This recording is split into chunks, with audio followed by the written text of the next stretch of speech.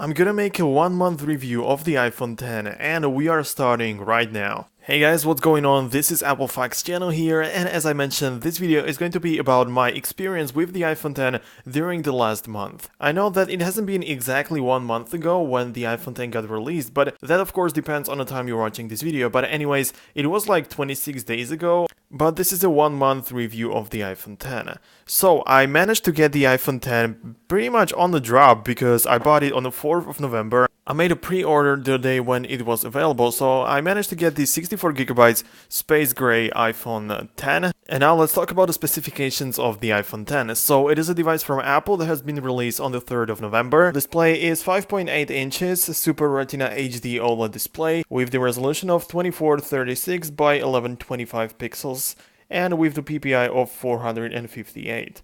The rear camera is actually 12 megapixels. As you can see, we have this vertical dual lens camera, which features optical image stabilizations on both lenses, which is really cool, and we didn't expect to see this from Apple. But anyways, able to capture 4K video footage at 60 frames per second, which is also something new. It has 3GB of RAM, a hexa-core 64-bit CPU with 2.39 GHz, and it is available in 64 or 256 gigabytes options. On the front side, we have the 7 megapixel selfie camera, and some of those great features that Apple really advertised on the Apple event is like wireless charging. This is also featured on the iPhone 8 and 8 Plus. Besides that, we also have the new facial recognition that replaced the Touch ID. We have the display on the entire front panel, obviously, and of course the facial recognition is called Face ID, and it is here in order to replace the missing Touch ID, which was present on the home button, which we don't have on the iPhone X. And because there is no home button, we use so many different kinds of gestures, and that makes the iPhone X unique. The iPhone X has been really hyped, to be honest, but most of the talk was about the Face ID and the notch at the top. You know, like, if you take a look at the screen right now, you cannot see it really well. It really blends well with the background, so you can even see that it is there. But if I open up pretty much any application, if I go inside the settings here, you can see that the notch is really disturbing at the top, at least for some people. For me personally, I have no problem with using the iPhone X with the notch. But what I have like concerns about, or what really drives me crazy, is the fact that many applications still haven't been optimized for the iPhone X. Even some major applications like the Google Maps, for example, you can see that this application hasn't been optimized for the screen of the iPhone X. It is still optimized for the 4.7 inch on the iPhone 7 and 6, of course 8, and all other models, but it doesn't work well with the iPhone X and this screen. Of course, some major applications like YouTube and like all of those apps from Apple have been optimized on the very first day, like when the iPhone X dropped, but there are still many older applications, or not like from big developers applications, that still haven't been optimized. And if you want to use it, you can of course, but it will look different and really weird, to be honest. So this is one of the big problems I have with the iPhone X. Either way, I don't really mind that notch at the top. There is one thing, however, and I just made a video about it. If you want to, you can check it out in the description of this video, but anyways, it is the video playback. In the video I mentioned, I was showing you how it looks like when you play a video on the iPhone X, or if you want to make a video on the iPhone X, but when I heard about the screen being irregular, actually, I was like, yes, if I zoom the video in, it will look normal. I don't care about the missing parts from the video, but it is too much, guys. But if I'm being honest with you, I need to tell you that when you zoom in on a video and you want to use your entire screen for like video playback, then a big part from the video is going to be missing, and that is really annoying because you're not able to see important information that you are supposed to see. Of course, you can zoom out in order to view the entire video, but then as you can see, the video is going to look like this, so we have unused space here, and that is really annoying, as I already mentioned. Many people also wonder about the new gestures, or how it works in real life. To be honest, when reaching up to the control center, it is kind of weird because I have to grab the phone in a different way. It is really, I just cannot reach it with my thumb, so I have to use it like this and then grab it, but I get used to it over time. It's not really a problem.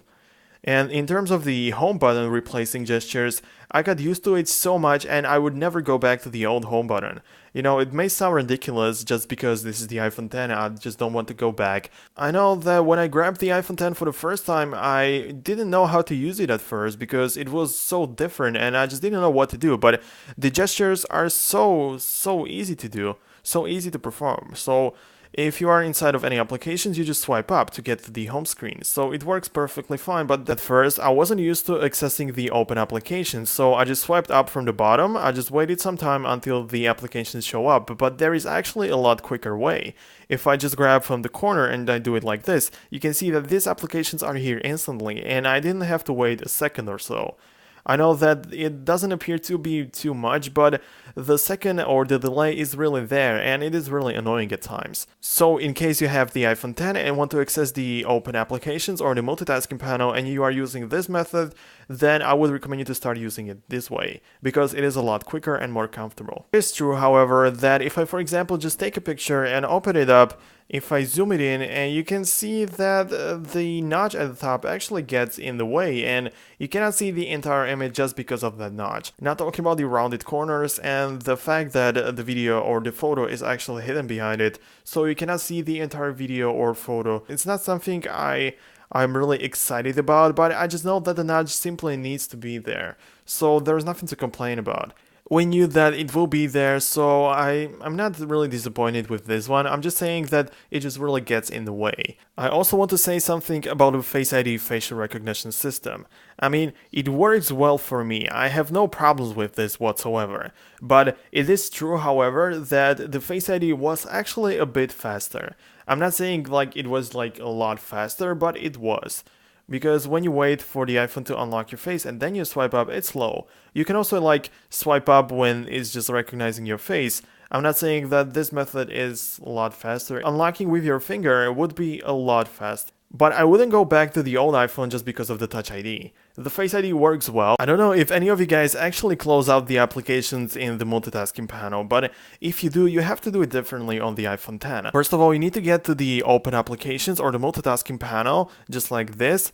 And now if you swipe up, you just come back to the home screen. You have to hold it in like this, and now you have the option to click on the minus icon or swipe up just like you would normally. And what's also cool about this, and many people still don't know about it, if you swipe down on a certain applications, you will get to these applications. So if I swipe down on the settings, you can see that I am inside the settings like immediately. Also, the way you turn the device off may be ridiculous for some people. You have to press down on the volume down button and the side button at the very same time and wait for the screen to show up. You can also go inside the settings and under general, and if you scroll down like completely to the end, you can see that there is this shutdown button, and if you click on it, you also get to this page. So if you don't want to use the button method, you can also use this one if you want to turn your device off. If you guys are asking if I recommend the iPhone based on my experience after 1 month of using the iPhone X, then I need to say that I really recommend this one. Of course, it is an iPhone, so if you are not used to Apple and the iOS, then don't go into it, because you won't like it just because of the display and Face ID. We have got to the end of this video, guys. I just want to say thank you so much for watching till the end.